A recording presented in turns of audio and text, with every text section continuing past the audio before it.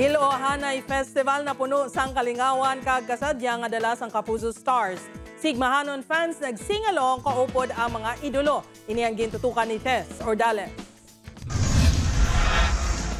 Sa tunga sang selebrasyon sang Hilohanay Festival sa Heart of Capiz, Kapuso Fiesta must go on sa piyak sang pag-ulan nga eksperyensyahan kahapon.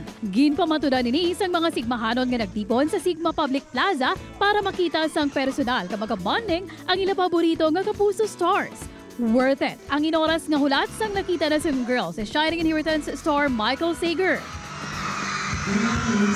Mas nagahod pa ang fans ang nabatian ng iyaharana nga hinahanap-hanap kita.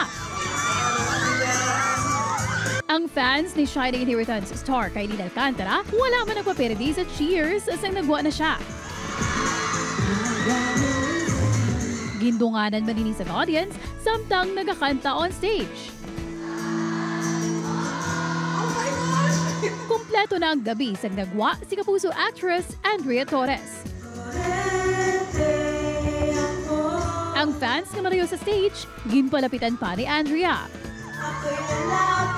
Kisalang ko na makabonding sa Kapuso Stars ang mga sigmahanon, gani isa ka dance number together ang ilaginhalan.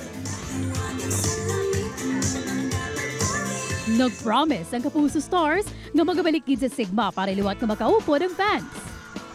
Masaya!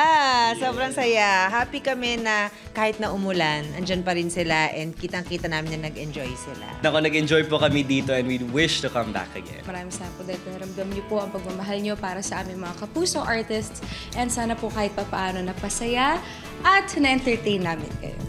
Happy Hilohanay Festival, mga Kapuso!